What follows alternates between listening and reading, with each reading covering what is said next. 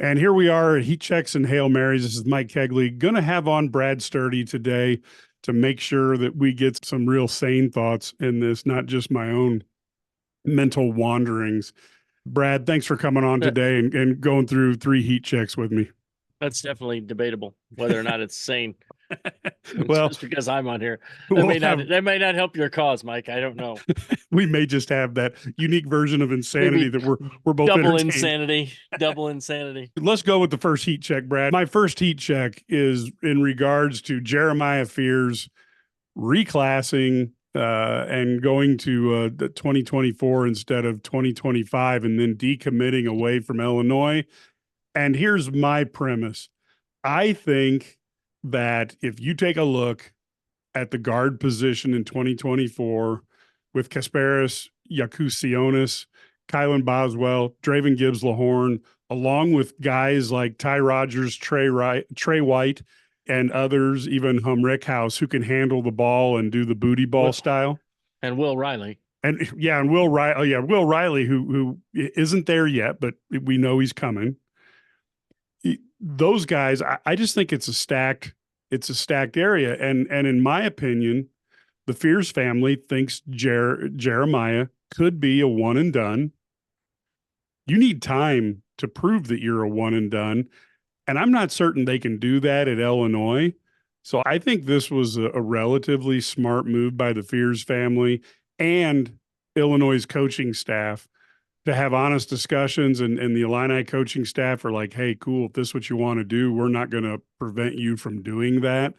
And to me, it allows the Fears family maybe to make some NIL money this year. Jeremiah can find a school that he can play 25 to 30 minutes a game. And if you're good enough, the NBA will find you. Although with some of their picks, I think they have to look at more than just potential for their first round draft picks. So what are your thoughts on this situation? Where are you at on this, Brad? So first of all, I want to say Jeremiah Fears is a really talented basketball player. He's a really good player. He's a borderline 5-star, 4-star kid. Very good point guard. He can shoot the ball, score. He passes. He has good feel for the game. I think ideally he was in the class of 2025. I think that was when he had his highest potential. When he moves, Illinois had long told him that. I mean, They had long told him that 2025 was where you will have the best opportunity for early playing time, also the best opportunity for development because he needs to get stronger. And I think that strength will then clean up that jump shot. You look at his numbers, he hasn't shot the ball very well from 3 throughout this, but we know he can shoot. We've seen it, but he hasn't been doing it lately. I think strength is part of that. And I think when he gets stronger and more physical, I think, college weight program will be good for him. But in the class of 2024, he doesn't really fit this Illinois roster. And I do think they took it a little bit. They've been trying to go in 2024. There's no question when they take Will Riley, that's like, wait a second, you're taking him in 2025, but 2024. But the other you have to understand 2 things. One, Will Riley is old for his class. He's from Canada. He's already 18. 2, you have a kid who's 6'9", and he's playing a different position than the guard position. Because as you mentioned, with DGL, with KJ, and with Kylan Boswell, you've got 3 guys who are going to have the ball. Not to mention Ty Rogers. You're going to run pick and roll with Rickhouse because Rickhouse was 97th percentile as a pick and roll ball handler last year, which is insane for a guy of his size. You're going to put a lot of these guys in these situations, so it's just less opportunity for Fears to play. And if he wants to be a one and done, he's got to go somewhere and play. And we saw that with sometimes guys don't, it takes them a year. Pajemski leaving Illinois and going getting to play. He probably, I think he would have really helped that Illinois team his sophomore year. Yes. But yes. I do not think he would have been a lottery pick had he stayed at Illinois. Because or a first round pick, because he wouldn't have gotten the opportunities to play. Now, maybe he would have been in a year or 2, but he wasn't there. He wouldn't have been there yet. So sometimes that's a good move for them. So I think for both parties, it's good because you wouldn't want him coming, having expectations, I'm going to play 25 minutes and then coming and playing 5 to 8. We know Brad Underwood doesn't play a deep bench. He hasn't historically played a lot of guys. So there's already wondering how we're going to play these 10 guys that expect to play. How are we going to fit those in? Throwing another guy in the mix wouldn't be a good thing. So I think it's best for all parties involved. Although, and then here's the thing. Here's the other part about this. We have to remember.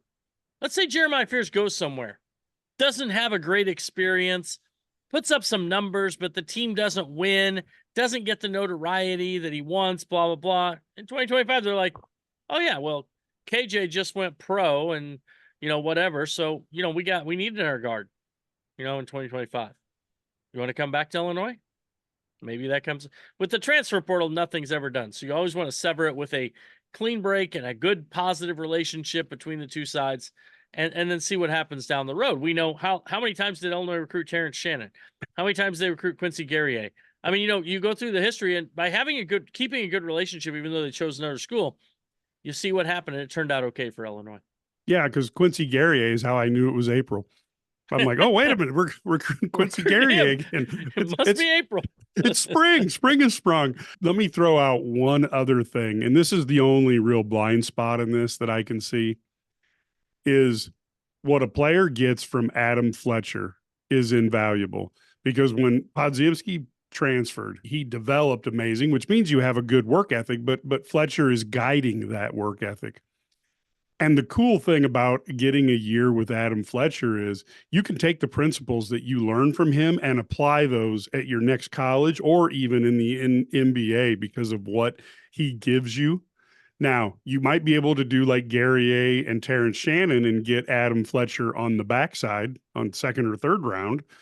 But I do think that's the only thing I would say is the negative is there's a part of me that says if Fears had come here and if he was willing to play less minutes, you'd get a year of Adam Fletcher. And from what I've seen with Kylan Boswell in 4 weeks, I think a year would be unbelievable for a player who wants to play in the long run in the NBA. And I think the word long run is where that's where maybe the Fierce family is just, they're a little more aggressive in their desire. Yeah, and I think you're right. I think long term, and this is one of those things that you run in the new era of college basketball. It used to be people did think more long term because you didn't get that money up front unless you were like Anthony Davis at Kentucky right. or something like that. You know what I mean? Like you didn't get that money up front. So nowadays you do get that money up front. You can go in NIL and get the money in college that you're, a nice substantial sum. Now, does it compare to guys in the NBA? I mean, no. Because I'm telling you what, when I look at those NBA player salaries, it's insane. Oh, he signed a minimum contract of, or a veteran's minimum of 2.5 million or something like that. Wait, what? Right. And then the guys who get the max deals are getting, you got guys making $50+ million a year to play basketball. I mean, it's a fantastic career if you can get it. I know there's not that many of guys, but there's a lot of guys making 10 million plus a year. So when you're talking about long term, that's your goal because that's going to set you up for life. You know what I mean? That feeds your family for life. $100,000 feeds you is $100,000, $200,000. That's great. But that's not life changing in the sense that you're set for life. You've still got to work. You make $50 million for a couple of years. Yeah. You could not do anything for the rest of your life and be fine. Yes. Just live off the interest. And you and I, of course, are still standing in line for that opportunity. We probably shouldn't have held the door for others. There's our strategic mistake. That was our mistake. Slam the door. Yeah, I got a lot of mistakes in life. Now let's go on to the second heat check. This is one I think that I'm very positive on, and one of the things that is being worked on, and of course Josh Whitman talked to this, is that the university's in negotiation with Shauna Green on a contract extension. Now, for those of you who aren't big followers of the Illinois women's basketball, Shauna has turned that team around to an extent that I got to be honest with you, Brad. I didn't think it was humanly possible to turn this team around as high up as she's taken it in such a short period of time. If you would have told me this, I would have bet almost anything that what she's done the last 2 years couldn't have been done, and I would have been proven wrong by her. I think this is fantastic, and I really, really hope they find a way to keep Shauna under contract because I think she has, if you talk about it, whatever you want to call it is, Shauna Green has it times about 2 or 3. Yeah, she's great. So here's my take, and I'll give you my take, and I'm going to toot my own horn here. So her introductory press conference, when she came, an introductory press conference, and I just thought she's good. Like, I mean, I could just tell she's good. She's already won at Dayton. She's done some good things. And then her staff, and I got to know her staff, and I was like, they're good. Like, they're really good. Then I started looking at the players they're recruiting, and I was like, they're not just aiming for low-level kids that they can – they're good. You know, there were some kids that I thought probably they should have gone after, but they were like, no, we got a certain level we got to be at. And I was like, intriguing. But here's what I'll tell you. Preseason in October, before her first year, we had a press conference, and we had other outlets, and I'm not going to name any names, but other outlets who were laughing when she was, oh yeah, right. She said the goal was to do this. And they were like, oh yeah, it should be another one. We'll be back here in 5 years with a new coach. Literally was the comment. And because and I was like, no, I think they can win here in women's basketball. There's too many good players that you can win, but you have to get them here. You know, and they weren't getting them here before. And so that's why they weren't winning. I mean, it seems so simple. The other thing is, in women's basketball, they've kept so much talent. They haven't gone into the portal. They haven't changed to different things. So obviously the culture is very strong. And so I'm really impressed. And so, yeah, I thought that now to where they're at right now, I think they're a legit, and I know it sounds crazy coming off a season when they didn't make the NCAA tournament, because to them, this was, even though they salvaged it with the WBIT tournament championship at the end, they're disappointed they didn't make the NCAA tournament. Yeah. They would have rather been, they thought they should have made the NCAA tournament. But I think this is legit right now. They moved into like a top 25 status as a women's basketball program. I think that's what they're going to be. Now, that will increase more people coming. Now, but women's basketball in Illinois is still a long way from being profitable, no matter what you pay the coach. But when you have consistent winners, even it helps all your sports programs. And having winning football, having winning basketball, having winning women's basketball, because regardless of what you say, volleyball, women's volleyball, and women's basketball are 3 and 4 on that list, as behind football and men's basketball. Those are the sports where you can garner some money. You know, even in a school like Illinois, we've seen other schools do it. So I think Shauna Green is the right person for this job, being local, you know, growing up here, knowing she obviously enjoys where she's at. I think getting her locked up and making her a long-term coach here for the next, 15, 20 years would be just a fantastic thing. And I think it could make them really successful. And I think you've already seen, her, I hate to say coaching tree, but it's already there. Ryan Gensler, head coach, gets a head coaching job. I don't think it's going to be long before Calamity McIntyre is a head coach somewhere.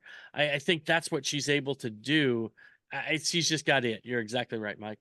Let's go to Calamity, because that was going to be my next point, is how long is it going to be until she gets a head coaching job? Folks, if you don't listen to the IlliniGuys Sports Spectacular or listen to some of our podcasts, Calamity will come on.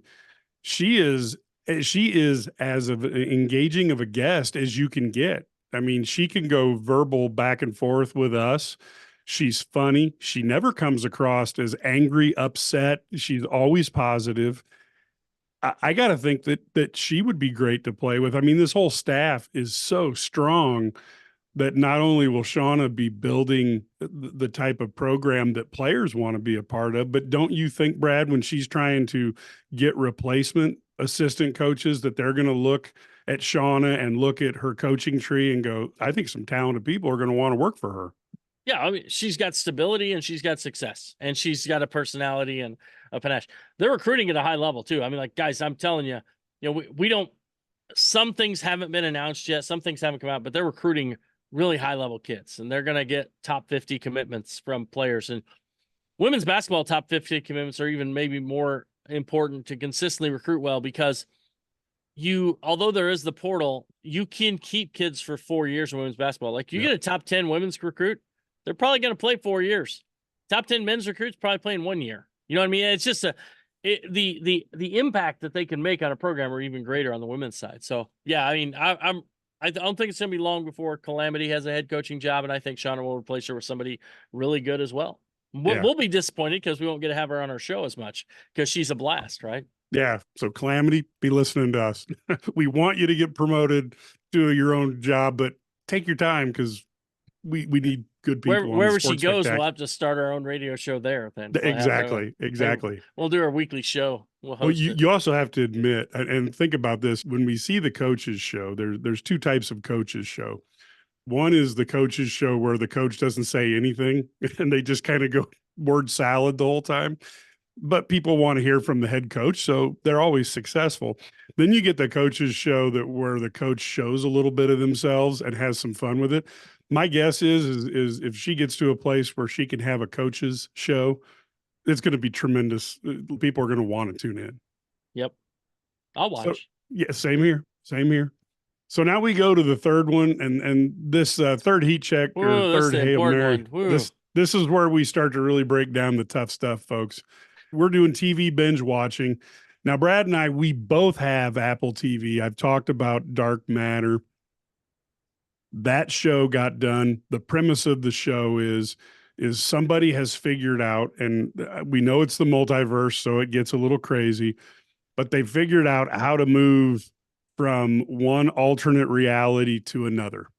So in this alternate reality, a gentleman who's a billionaire, and he goes to another reality where instead of him making the choices that allowed him to be a billionaire, he now goes to a reality where he can not go away from his girlfriend who was pregnant. Instead, they stick together in this reality and they end up having a great married life. And he wants to go become the married guy. And he takes the alternate version of him, who's a family man, and dumps him in the billionaire reality. Brad, your thoughts on that show? Because I thought on Apple TV, I thought this was well worth the subscription price. Yeah, fantastic show. I think the interesting thing about this show is that it's one of those. It so centers on the choices that we make in life and what the long-term effect is, because we may not see that right there. I chose to go here. I chose to do this. I chose to whatever it is, take this job. I mean, we talked about this. I'm sure you've had the same discussions. I was, I had different professions in mind where I was looking at doing this. Obviously I would have made more money in some of these professions than I made when I went into teaching. And so then the opportunity to spend so much time with my kids, to coach my kids and all those things have been fantastic for me. And so, there's the give and take, but you sometimes wonder like, well, what if I'd have been a doctor? What if I'd have gone to med school? What if I'd have done this? So always those kind of things. And let me ask you this question. Here's the only part that I found unbelievable about this Dark Matter is that there were so many of these guys. Instead of being a scientist billionaire, think of Lex Luthor from Superman. He makes billions, and he's also got the brain to invent billions of dollars worth of stuff. So instead of doing that, he chose to be a college professor at a smaller college, not Northwestern, not University of Chicago. Mm-hmm. And when you drag him from this reality into a world where he's a billionaire and he's got all this tech, I still debate. I know it's the same person, the same capabilities, but without that 16 years of knowledge, I just think you would quickly try to figure out how to get out of there. And you couldn't figure out the technology, how to control it. And then you just say, you know what? I'm just going to live the life of a billionaire.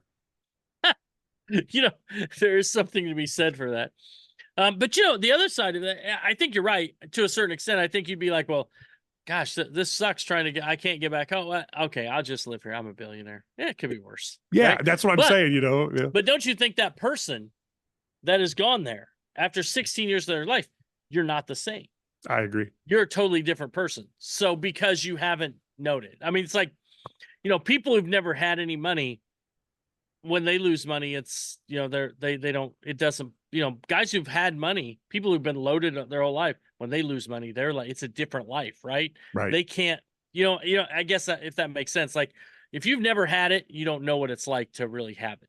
Yes, what I mean? No, I get it. And just the relationships are so different from people that, he had known and didn't know, et cetera. But I would encourage people. Dark Matter has been done. It's 9 episodes. Jennifer Connelly is in it. Joel Edgerton. Jennifer Connelly was amazing in there as well. And I thought that was a heck of a show. Now let me ask you this, Brad. There's supposedly going to be another season. would you go with that family again? I might go with one of the other characters and make it like True Detective, where you do a different lead every season. What Yeah, would as you do? long as it's not in Alaska, then I think it would be Yeah, good. The True Detectives were great until the last one. I just yeah, didn't connect with the last season. But no, I agree. I think that that would be a really cool kind of way to, I don't know, transition. I yeah. think to a different. Yeah, I like the guy from Westworld. I thought he was fantastic, and I'd probably go with his adventures. But I think you could also pick Leighton, the rich guy who went, Yeah, went yeah, out and for is just sure. partying in different realities for Yeah, I for mean however long. that's the dream, isn't it? Yeah, well, yeah, exactly. He's the rich guy who's figured out how to Yep. go about it. Now, the next one on Apple TV again. There's a lot of series we could bring up. We're just talking about two of them. Presumed Innocent with Jake Gyllenhaal. I didn't think that Jake Gyllenhaal could act, but I thought he's done a pretty good job in this thing as Rusty, the prosecutor who's being accused of killing his illicit lover. Um, and now he's going to court. Folks who might remember this, of course, that was Presumed Innocent, which was a book by Scott Turow and a movie with Harrison Ford and the beautiful Greta Scacchi, who I do think that And um, Bonnie Bedelia too, Bonnie right? Bedelia, yes, as his wife. I do think that Greta Scacchi was one that you could see, like, okay, if you're going to ruin a relationship, a marriage, you might as well go for something of that quality. Yeah, go big or go home, right? Exactly. So, what have your thoughts been so far in this? Yeah, I think you mean you didn't like Jake Gyllenhaal in Roadhouse? You didn't think he was Um, a great actor there? I actually thought the highlight of that you were rarely worried he was ever going to lose. Um, but I do think having Conor McGregor run around made that movie much more entertaining than I think it was probably Yeah, it written was. written to be. Yeah, it was pretty. I mean, I was almost like, I almost thought I was watching Step Brothers at one point because I thought it was dumb comedy, but it really wasn't meant to be that funny. No, Yeah, but no, yeah, I think Jake Gyllenhaal's been great in Presumed Innocent. He's very good. I think he really has taken on. It's a different role for him than maybe I've seen him consistently play, and so I think he's done a really good job with that. I think that it's been a good show. I think the one thing they're able to do when they do a series like this is they're able to dive deeper into relationships than you can in an hour and a half or 2 hour movie yes. like it was with Harrison Ford, back in the day.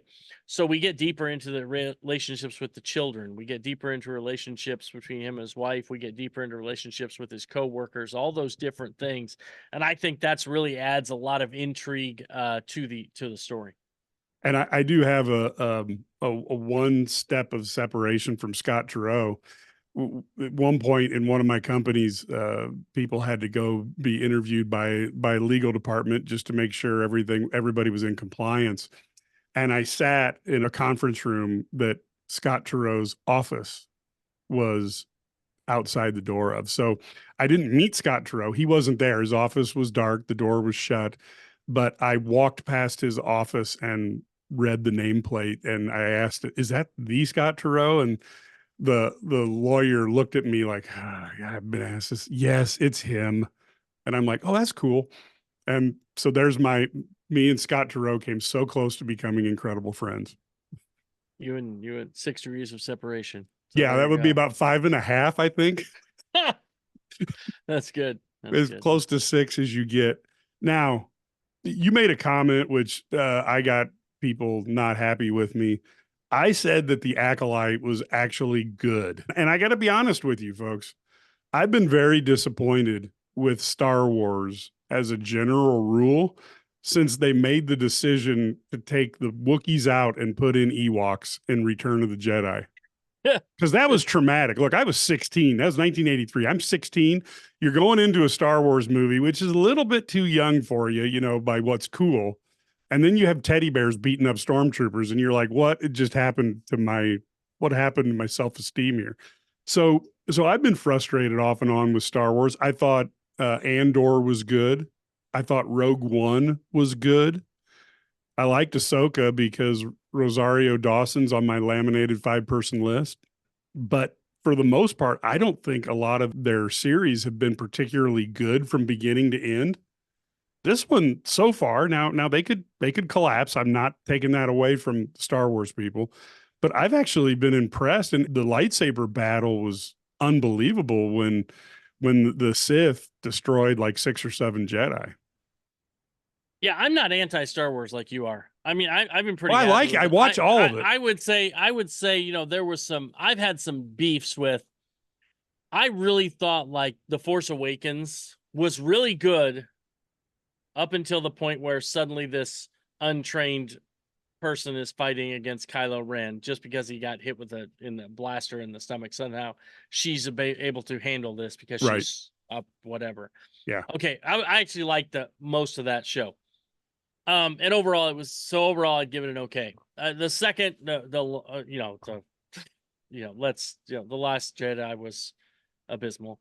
I enjoyed it though, just because Same I here. enjoyed Same. it. I enjoyed it. I thought it was bad, but I still watched it. Yeah, no, I probably go to watched it a all couple of times. them. Yeah, I go to all of them. I'm I just thought The let Rise down. of Skywalker was better than The Last Jedi. I thought it was better. I didn't think it was great. I thought it was okay. I didn't think it was as good as, the original trilogy or things like that. I didn't hate the prequels as bad as some people did. I thought they had some good points. I thought they all had their good parts. Exactly. They're all good and bad. Why would you kill Darth Maul? Yeah, I know. Early like that. Yeah. What are we doing here? The Mandalorian was great. I thought the first season of Mandalorian was fantastic. Yes, I really enjoyed that. Agree that. So, there's been some Boba really Fett, good though. pieces. Boba Fett show, that should be illegal. The Book of Boba Fett, oh my gosh. What? Okay, I watched that and I kept thinking it was going to get better, and it just never got better, did it? Yeah, no, I yeah. I don't know why. It just never got there. But I've liked a lot. Andor I thought was really good. Rogue One's one of my favorite movies of all of the entire, group. But I will agree with you. I think The Acolyte's fine. Now, do I want to see how it plays out?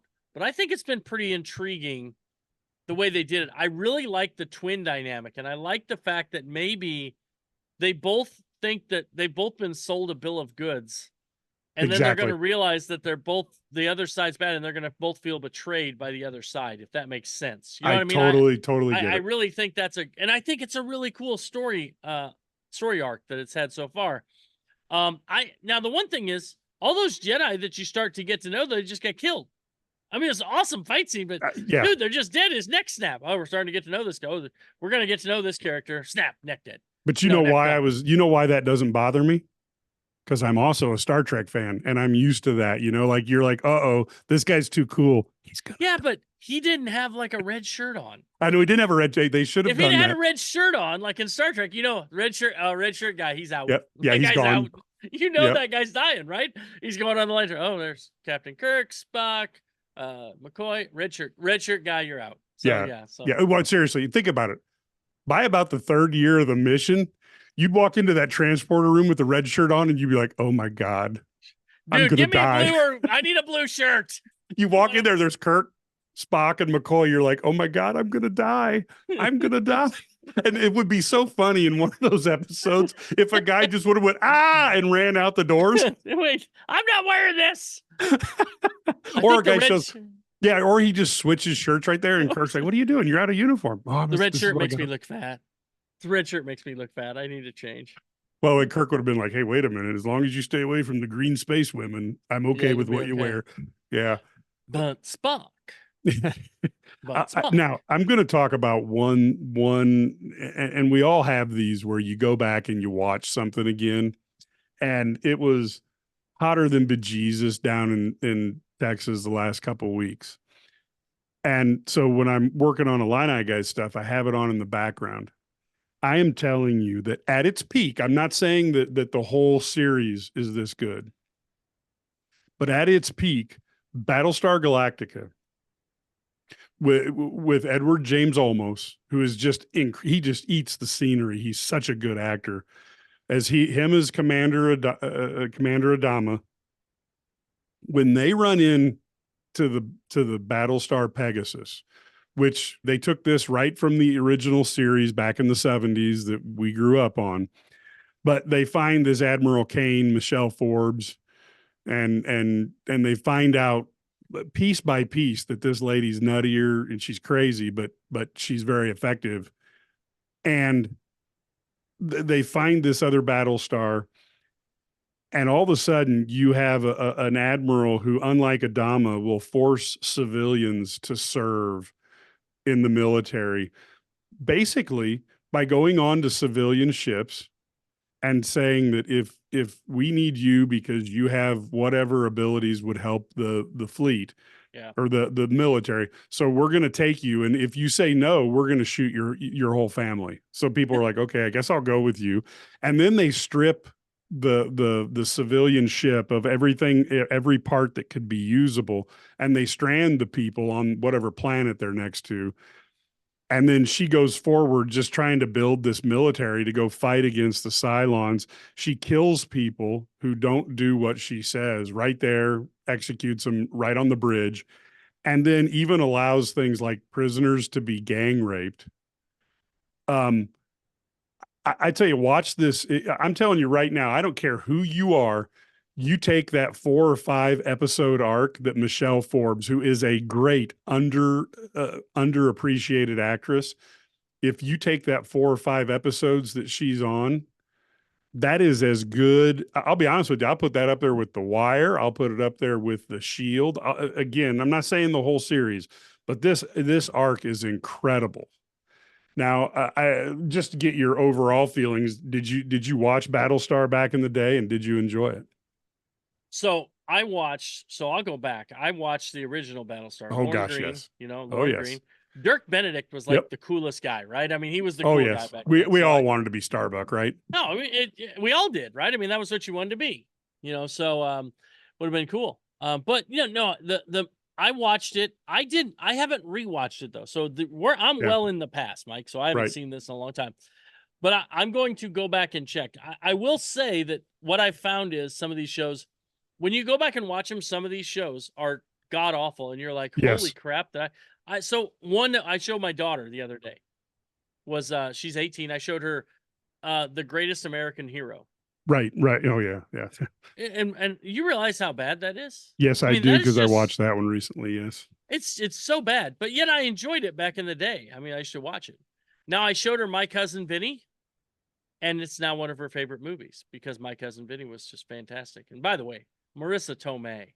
If Marissa Tomei watches this podcast, or then Which the odds are not long, of course, with our reach. So, by the way, that's true. And by the way, I ate it at the other place, Mike. So I got to tell you, Marissa Tomei is on the wall at Oinks in Really? yeah, Marissa Tomei and Joe Biden. Joe Biden had a chocolate chip ice cream cone like 10 years ago, no, 13 years ago, back when he kind of knew what an ice cream cone was. And so he had a chocolate chip ice cream cone. Oinks, he's on the wall. Marissa Tomei's on the wall. Now I'm much more excited about Marissa Tomei being on the wall. Not gonna lie. So I'm a big Marissa Tomei fan.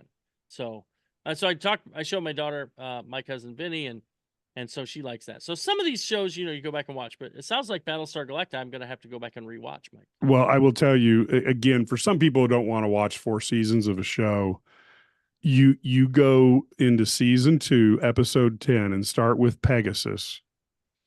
And I am telling you, it goes on for a couple 3 episodes that are it's just amazing. It's a tour de force with Michelle Forbes, who you could go too far and turn this into like a comic crazy gal, but she is just menacing, and she knows how to deliver a line. It's not over the top. And I thought it was fantastic. You stumble upon these shows that you watch. Again, I rewatched The Shield, and I have to admit, I didn't appreciate that during its time as much as I should have.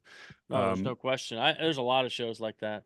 Yeah. So Brad and I like to go over pop culture. Of course, we both are geared up for the end of the month with Wolverine and Deadpool.